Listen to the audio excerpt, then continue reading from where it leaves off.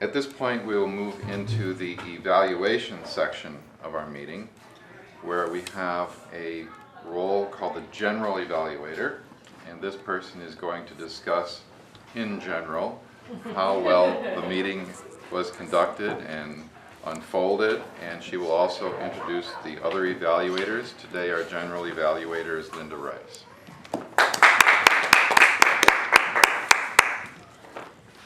Thank you, Mr. Toastmaster Paul.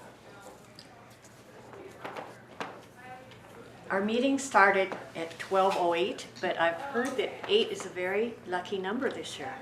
So I'm sure it was planned, because this has been a very fortunate experience for me to enjoy this meeting and participate in it. I liked that our Toastmaster Paul explained our meeting to our guests, and he started off by saying how Toastmaster helps us to develop ourselves. He then read the Toastmaster mission statement, which ended with a personal growth statement, tied in very well. I think our meeting was enhanced with the magic moment, special poem, Chinese poem with gestures. A thoughtful one. I would like to see us get back to the challenge of having a word of the day, where we could each try to use that and we can learn a new word. Our main speaker gave a prepared speech, and I won't be the one to review it because that's the job of the evaluator. But I will say that it was multidimensional and just amazing. At this point, I'm going to invite Ned, one of our members, up to evaluate Tanya's speech. Let's welcome Ned.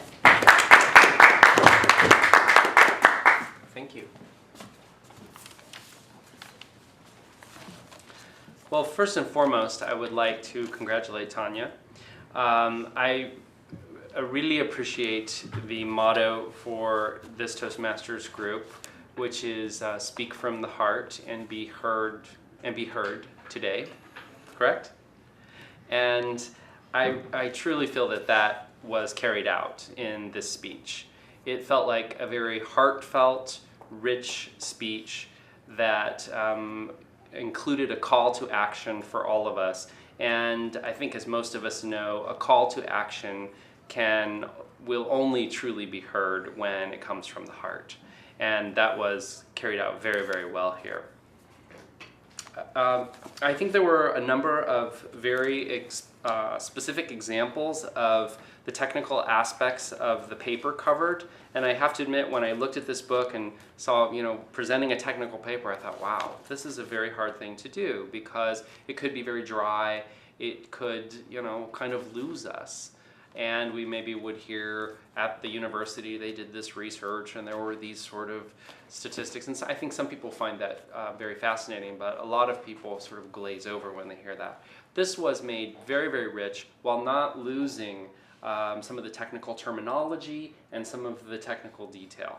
That I thought was just wonderful. I believe that there was probably a wide array of knowledge represented in this room. So, we heard from Paul that he'd actually worked, in raising bees and tending bee colonies. And there are probably others of us who have only seen them in the grass and not known too much. So I feel that the presentation was probably something that engaged everyone. There may be some things that Paul learned that he'd never heard before. And there were certainly things that those of us who don't know so much about bees could relate to. The speaker made the presentation interesting by being very bubbly, but not losing this intelligent presence, and provided a very warm style, I think, relating to the audience. It felt like you were in a conversation, which I noted was one of the things they were asked to do. I thought that the visual aids were especially helpful. when you saw this bee puppet, you thought, where exactly is this going? I thought, oh, she's going to do some sort of bee dance, which we actually did get to see later.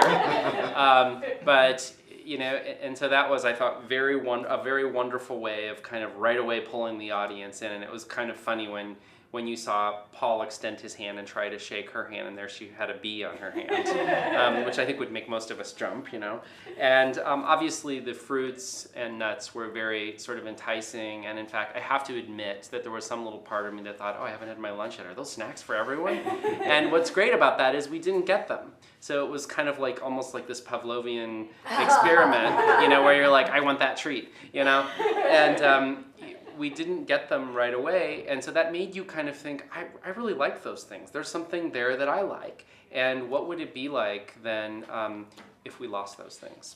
So I thought that was quite effective, and the only thing that I can really think of that I would maybe have improved was perhaps to have asked the audience to engage a little bit more. That's something that I'm seeing in some of the work that I do that really makes a difference. In fact, I just submitted a group of us just submitted a paper that we will maybe present at a conference, and we decided we're not going to do like the panelists sitting up at the front, but we're going to engage in kind of a workshop. And I think it's really great when you can get the audience to actually volunteer something, or maybe get them to stand up and do something as well. So I think that maybe could have made it just a tiny bit richer. But overall, I would say it was a great presentation that I hope you're going to share with others, because it's really informative. Thank you. Thank you, Nick.